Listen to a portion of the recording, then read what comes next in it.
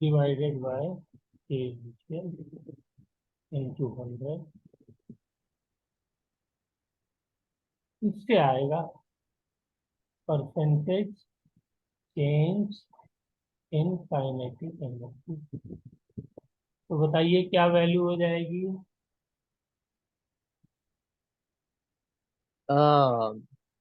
Initial kinetic energy कितनी है। Sir उसको मान लेते हैं 100 आसानी के लिए। Yes sir. तो फाइनल कितनी हो जाएगी। 50% इंक्रीज हुआ है ना, तो 150। हाँ सर। अगर इसको मैंने 100 जूल मान लिया तो ये 150 जूल हो गई। तो बस आ गया answer. 150 minus minus 100 divided 100। By 100। 100। गलत गलत गलत, बताइए क्या गलती की है। क्या गलती, 100 से मल्टीप्लाई नहीं किया। नहीं, कैसे? वो तो हम लोग करेंगे 100 से मल्टीप्लाई परसेंटेज निकालने के लिए। गलती क्या की है, काइनेटिक एनर्जी हमने लेने में। क्या इसमें गलती करी हमको है? दिया हुआ है मोमेंटम की टर्म में ना, मोमेंटम इज ओ इंक्रीज बाय हाँ। 60%। तो फॉर्मूले में क्या था, p² बाई 2m है। तो ये क्या हो जाएगा, ये बोलिए 100 का स्क्वायर होगा। Okay sir. और ये क्या होगा, मेक सेंस। ये 150 का। 150 का स्क्वायर मतलब। ठीक है ना। हाँ, अब बताइए क्या आएगा। और नीचे भी 100 का स्क्वायर।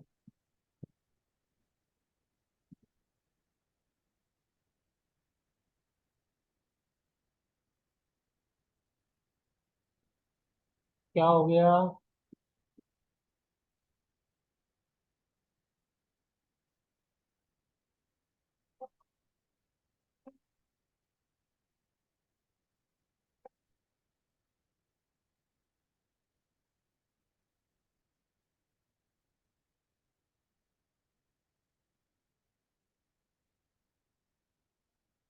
माइनस।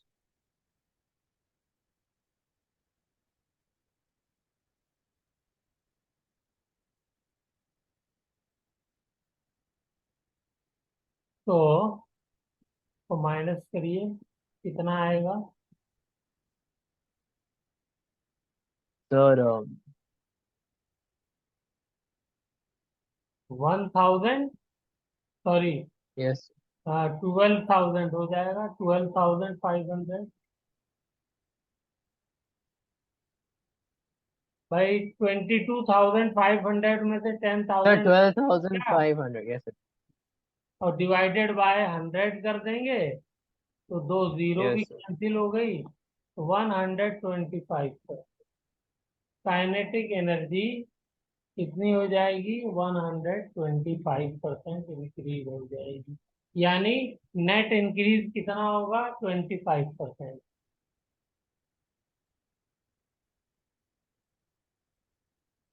नो सॉरी, 125% का ही इंक्रीज होगा।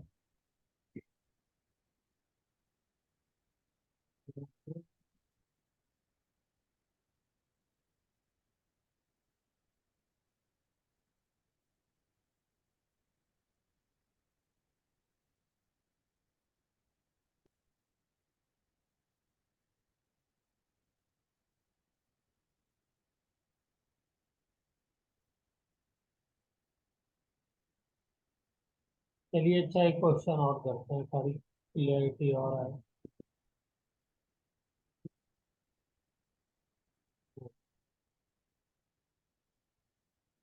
Question number 2 is kinetic energy is decrease by 19% या 20%, नहीं 19 ही रह देते हैं, कैलकुलेशन में आसान हो जाएगा। Then find percentage change in momentum.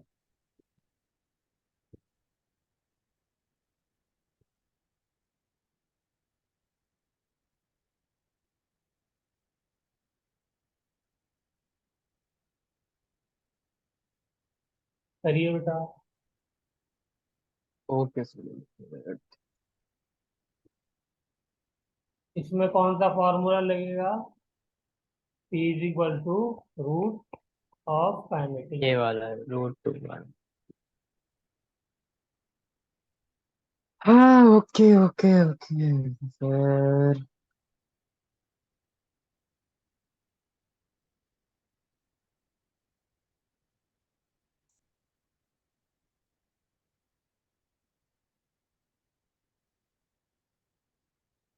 तो ये वाला कैसे करे सर? काइनेटिक एनर्जी कितनी डिक्रीज हो गई? 19%। 19%। 19% डिक्रीज होने के बाद कितनी बची? 81।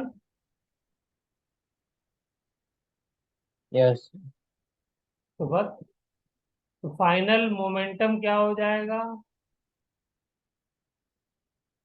81।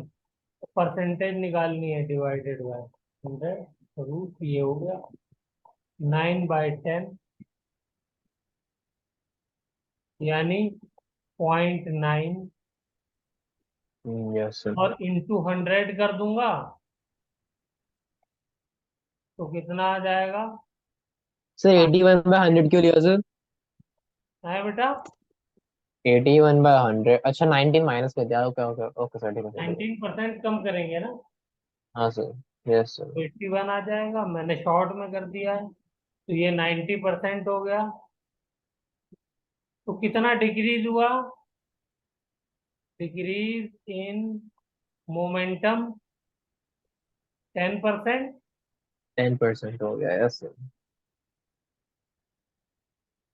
फिर से देखिए एक बार कैलकुलेशन को, कहीं कंफ्यूजन हो तो नहीं मैंने सर। कहीं मिस्टेक करी हो। नहीं सर।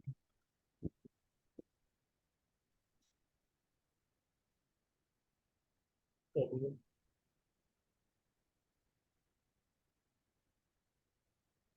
लास्ट क्वेश्चन करते हैं इस टॉपिक का। हाँ हाँ। Kinetic energy decreases by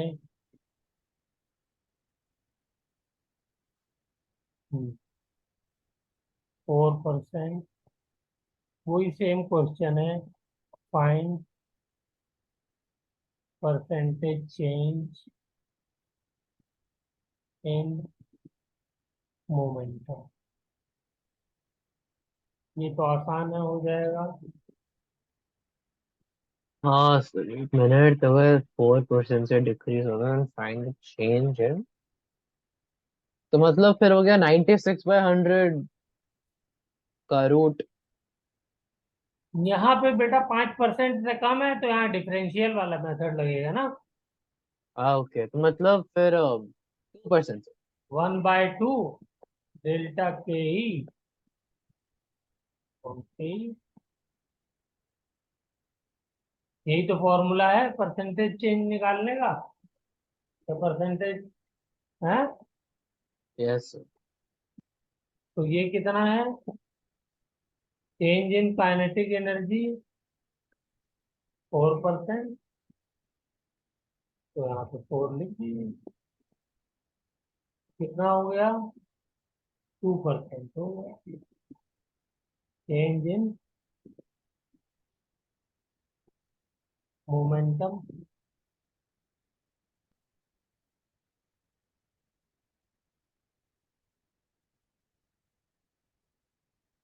yes sir, सिर्फ 5% तक ही एप्लीकेबल है सर। हाँ, ये 5% तक के लिए ही ये फॉर्मूला वैलिड है। Okay sir. चलिए। अच्छा, हमने एक और चीज पढ़ी थी थोड़ा सा, और उसको आज अच्छे से एक्सप्लेन करते हैं। कंजर्वेटिव और नॉन कंजर्वेटिव फोर्सेस के बारे में।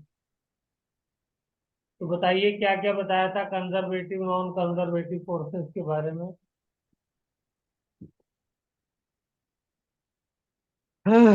कंजर्वेटिव फोर्सेस पाथ पे क्या कहते हैं, तो ये चेक कर लीजिए। डिपेंड नहीं करती। यस। और और non non conservative conservative forces path पे डिपेंड करती है। करती है। कंजर्वेटिव फोर्सेस का दूसरी प्रॉपर्टी क्या थी?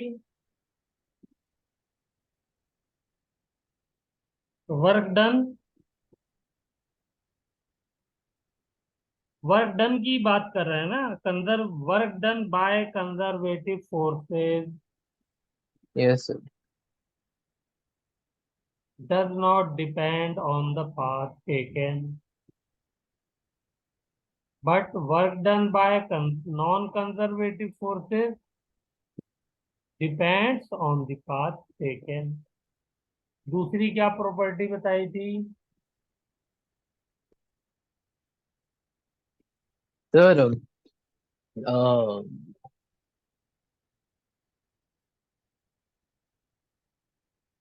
दूसरी प्रॉपर्टी ये बताई थी, work done by conservative forces in a closed path equal to,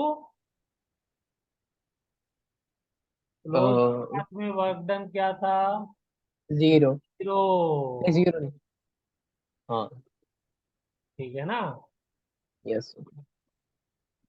भाई किसी भी पाथ से जाइए आप, किसी भी पाथ से जाइए, वर्क डन क्या होगा? जीरो हो जाएगा ना। जाने में अगर पॉजिटिव होगा तो आने में नेगेटिव हो जाएगा। Yes sir. लेकिन नॉन कंजर्वेटिव फोर्सेस के लिए वर्क डन क्लोज पाथ में नॉन जीरो होता है। तो इसको जरा टेबल बना के लिखिए इन सब बातों को जल्दी से। ओके सर, एक मिनट। हम्म।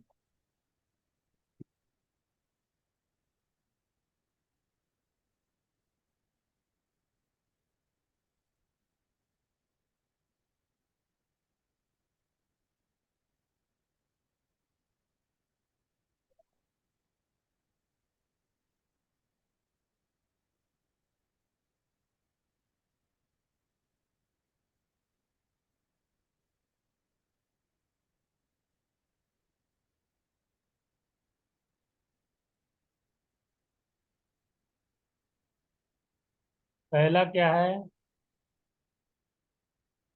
Work done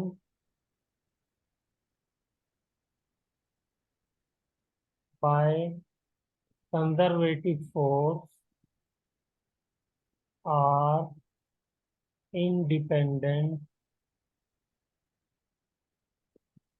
of path. ये मेरा पॉइंट ए है, और ये है पॉइंट बी। मैं चाहे ऐसे जाऊं, चाहे ऐसे जाऊं, और चाहे ऐसे जाऊं, ये पाथ नंबर 1 है, ये पाथ नंबर 2 है, और ये पाथ नंबर 3 है। Work done will yes B same. Work done in path 1 will be equal to work done in path 2 will be equal to work done in path 3। बोलो बेटा। Yes कोई sir. Problem? इसके example क्या बताए थे मैंने? Sir gravitational नहीं। Yes, gravitational force और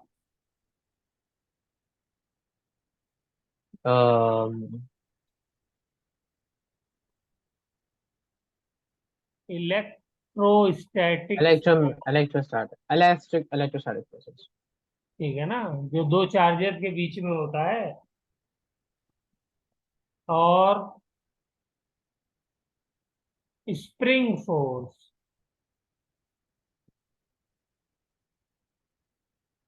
ओके, ये सब कंजर्वेटिव फोर्स हैं। अब नॉन कंजर्वेटिव फोर्स के बारे में लिखिए जल्दी से। ये टेबल आप अपने आप बनाइए। सर इसमें। नोटबुक में लिखिए, नोटबुक में फिर भूल जाते हाँ हैं ना, सर। याद नहीं रहता, कुछ नोट लिखा रहेगा तो। नोट नोटबुक में लिख रहा हूँ। हाँ,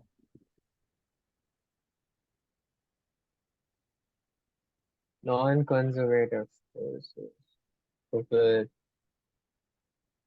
सर WD क्या है सर? Work done. हाँ, वर्क डन। अच्छा, work done is dependent on path. Work done bye non conservative forces depend on the on the path. Path taken. यहाँ पे in this case work done first will not be equal to work done second, will not be equal to work done third। ये जो तीनों work done है, अगर ये non conservative force में काम किया होगा, ऐसे गया होगा, तो ये इक्वल नहीं होंगे। बोलिए बेटा। Yes sir. एग्जाम्पल हमने क्या लिया था? Friction. Yes sir. And air resistance वगैरह भी तो था सर। ठीक है ना। समझ में भी आता है। अगर आप जाएंगे बस फर्स्ट वाले से तो बहुत छोटा सा रास्ता है, फ्रिक्शन वाला वर्क कम होगा। अगर सेम यस ऑब्जेक्ट सर। है, फ्रिक्शन फोर्स सेम है, और सेकंड यस वाले में वर्क ज्यादा करना पड़ेगा। क्यों ज्यादा क्यों करना पड़ेगा? क्या करना पड़ेगा सर? फ्रिक्शन फोर्स को वर्क ज्यादा करना पड़ेगा सेकंड पाथ में फर्स्ट के कंपैरिजन में। अगर मैं लिखूं कौन सा वर्क ज्यादा है सेम मास सेम बॉडी के लिए, तो ये होगा। हाँ सर। क्यों होगा बताइए? क्योंकि उसका पाथ लेंथ ज्यादा है। यस, और पाथ लेंथ ज्यादा है, और इसके अंदर हमेशा हमेशा फ्रिक्शन फोर्स और डिस्प्लेसमेंट दोनों यस सर। 180 डिग्री पे होते हैं। Okay sir. यहाँ कंपोनेंट वगैरह लेने की कोई जरूरत ही नहीं होती है। Yes sir. ठीक है ना बेटा। यहाँ से ठीक है। फ्रिक्शन फोर्स और डिस्प्लेसमेंट हमेशा क्या होते हैं? 180 डिग्री। तो आप ले जा रहे हैं तो हमेशा ये यस अप सर। रहेगा, 180 डिग्री पे रहेगा, और सब ऐड हो जाएगा। ठीक है। दूसरा पॉइंट यस लिखिए। Sir. Second point second first point. था।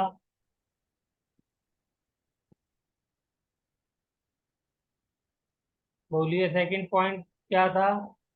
Work done for close path always zero,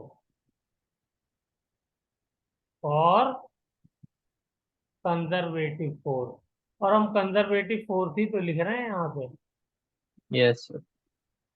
यहाँ पे बोलिए। Work done for close path is not always, हाँ मतलब।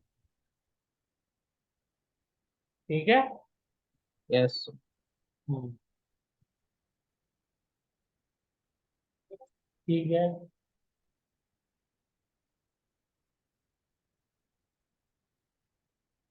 थर्ड पॉइंट में depends only on initial and final position. बोलो बेटा। यस। मान लीजिए ये ले लीजिए, मैं गया ए वाले पाथ से, ए से गया बी पे, और वापसी में मैं तीन पाथ, थर्ड नंबर पाथ से वापस आया। तो अगर कंजर्वेटिव फोर्स है तो वर्क डन दोनों में मुझे क्या करना पड़ेगा? सेम करना पड़ेगा।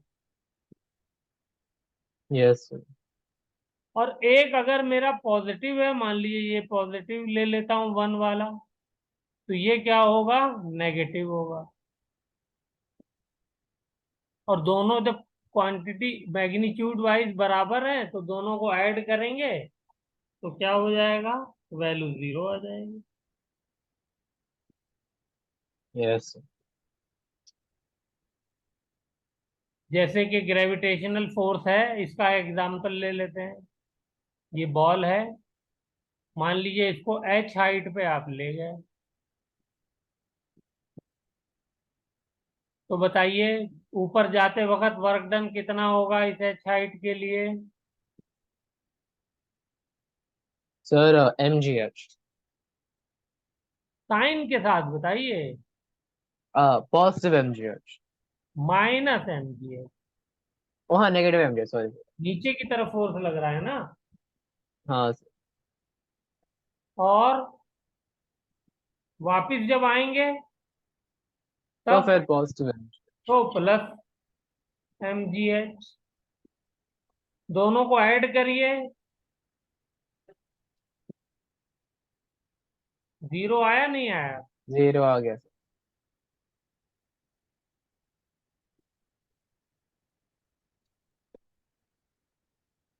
ठीक है। और किसी भी हाँ सर। पाथ से जाइए, चाहे ऐसे स्ट्रेट जाइए, चाहे ऐसे जाइए, वो मैंने एग्जांपल भी बताया था आपको। बोलिए। ये एच हाइट का, चाहे ऐसे जाइए और चाहे ऐसे जाइए।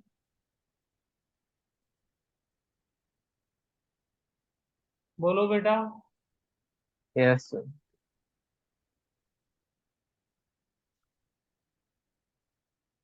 चाहे हाँ सर। ऐसे जाइए।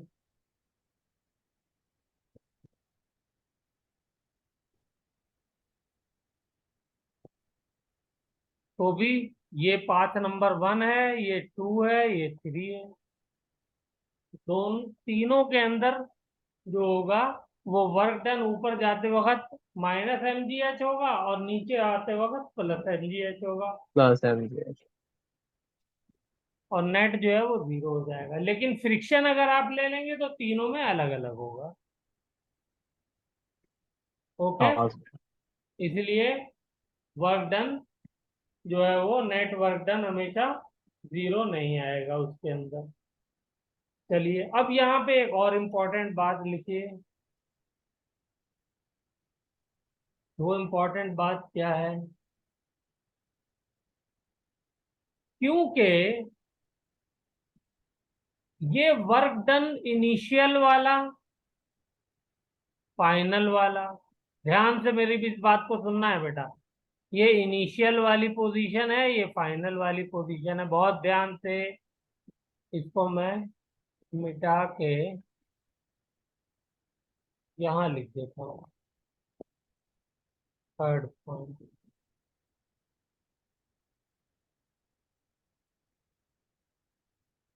ठीक है, ये अलग कर दिया। ये इनिशियल पोजीशन है और ये फाइनल पोजीशन है। वर्क डन किसी भी रास्ते से जाइए सेम करना पड़ रहा है, नहीं करना पड़ रहा? यस और कितना आ रहा है? mgh। यस तो हमने क्या चालाकी की है कि बार बार वर्क डन इस वाले फॉर्मूले से निकालने की बजाय एफ डॉट एस, और ज्यादा कॉम्प्लिकेटेड हो जाए तो क्या करना पड़ता है हमको? इंटीग्रेट करना पड़ता है, F dot D S integration yes initial से फाइनल पोजीशन। वो करने की बजाय खाली क्या कहा भैया, रास्ते के बारे में मत सोचो, रास्ते के बारे में मत मत सोचो। खाली ये देखो कि इनिशियल पोजीशन क्या है और फाइनल पोजीशन क्या है, बस। और उसको आप क्या करिए, mg है, अगर आपका ग्रेविटेशनल फोर्स है तो mg से मल्टीप्लाई कर दीजिए। किससे मल्टीप्लाई कर दीजिए? एम mg जी। से। और दोनों के बीच का डिस्टेंस h ले लीजिए, ये वर्क डन हो जाएगा। ओके कितना आसान हो गया। इसी वर्क डन को हमने क्या नाम दे दिया? Potential energy. एनर्जी क्या नाम दे दिया? Potential energy. Energy. Potential energy नाम की कोई एनर्जी होती नहीं है, वर्क डन को ही हमने पोटेंशियल एनर्जी कह दिया है। पर फिर क्यों देखिए, सर, ऐसा क्यों कहा रिपीट सर? करिए। Sir potential energy is just work done. हाँ, और कौन सा वर्क डन, ये भी बहुत इंपॉर्टेंट है, very very important. Work done by work done by conservative force. Conservative force. Non conservative force के लिए आप पोटेंशियल एनर्जी डिफाइन कर सकते हैं। पहली जगह से फर्स्ट इनिशियल से फाइनल पे जा रहे हैं, एक रास्ते से गए तो अलग वर्क करना पड़ा, दूसरे से गए तो अलग करना पड़ा, तीसरे से गए तो अलग करना पड़ा। तो वो कहेगा कोई भी आदमी कि भैया ये कौन सी पोटेंशियल एनर्जी की बात कर रहे हो तुम? हाँ सर। ये तो बहुत सारी आ रही हैं, इनफाइनाइट रास्ते हो सकते हैं, तो इनफाइनाइट पोटेंशियल एनर्जीज हो जाएंगी। तो यस उसके लिए पोटेंशियल एनर्जी डिफाइन नहीं है। पोटेंशियल एनर्जी किसके लिए डिफाइन की गई? कंजर्वेटिव फोर्स के लिए। Conservative force. क्यों डिफाइन की गई? कि हमें बार बार वर्क डन ना कैलकुलेट करना पड़े। कहीं पे यस इंटीग्रेशन करना पड़ रहा है, कहीं पे डिफरेंशिएशन करना पड़ रहा है, कहीं कुछ करना पड़ रहा है, इतनी लंबी कैलकुलेशन, चौड़ी कैलकुलेशन से बच जाइए और खाली फोर्स और दोनों के बीच का मिनिमम डिस्प्लेसमेंट पता लगाइए और आंसर आप पाइए। Okay sir. पोटेंशियल एनर्जी किसके लिए डिफाइंड है? पोटेंशियल एनर्जी फिर डिफाइंड है वर्क डन। वर्क डन किसके लिए, कौन सा वाला work done? Conservative force. Only and only conservative force. Yes sir. क्यों? क्योंकि कोई भी रास्ता ले लीजिए आप, कोई भी रास्ता ले लीजिए, मान लीजिए, मैं बताइए जौन सा रास्ता आप कहिए वो बना दो। इनिशियल से फाइनल पे जाना, ऐसे जाऊं, ऐसे ऐसे ऐसे ऐसे, ओ ठीक है आपकी सर। पोटेंशियल एनर्जी क्या रहेगी? दोनों के बीच की सेम रहेगी। Yes sir. समझ रहे हैं? हाँ सर। कैसे भी चले जाइए। तो जब एक चीज दोनों के बीच में, दो पॉइंट्स के बीच में फिक्स हो गई, यस सर। तो ये हमारे लिए आसान हो गया कि हम इसको एक नई टर्म के जरिए से डिफाइन कर दें और इससे हमारी कैलकुलेशन आसान हो जाएगी। वरना वैसे भी हम कर ही रहे थे और आगे भी कर सकते हैं, लेकिन हमें क्या करना है भाई, नई नई चीजें आती जा रही हैं, तो हमें चीजों को कैसे आसान हो सकता है ये भी तो देखना है ना। Yes sir. तो बेसिकली पोटेंशियल एनर्जी क्यों इंट्रोड्यूस की गई? क्या कोई ये नई एनर्जी है? नहीं सर। नहीं है। ये क्या है? Work done by conservative. Conservative force. ठीक है। Potential yes sir. एनर्जी कोई चीज नहीं होती है। ठीक है। Yes sir. पोटेंशियल एनर्जी क्या क्या होती है? Change in potential energy define है। क्या डिफाइन है? Change energy. Change in potential energy. यहां पे अगर मैंने पोटेंशियल एनर्जी जीरो मान ली, यहाँ पे यस सर। पोटेंशियल एनर्जी को जीरो माना, तो यहाँ पे yes sir. Potential energy final पे क्या हो जाएगी? mgh। mgh। और अगर मैं यहाँ पे mgh मान लेता तब क्या होती यहाँ पे?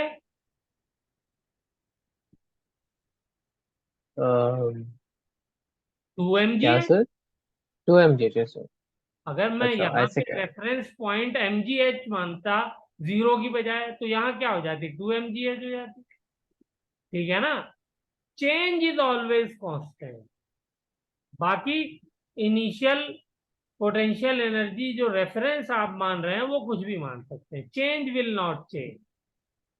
Yes sir. पॉइंट के बीच का जो चेंज है वो चेंज नहीं होगा। मान लीजिए मैं यहाँ की पोटेंशियल एनर्जी इनिशियल को 9 mgh मान लेता हूँ, ये इनिशियल, तो यहाँ पे कितनी हो जाएगी?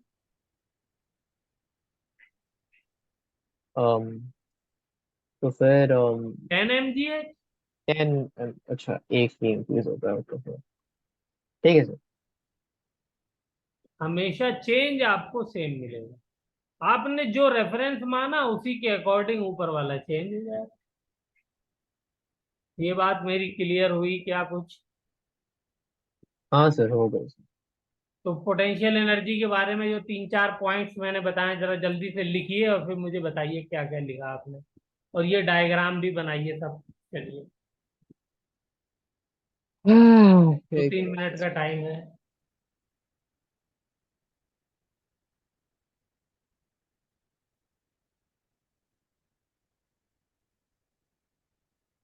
चौथा पॉइंट क्या लिखेंगे?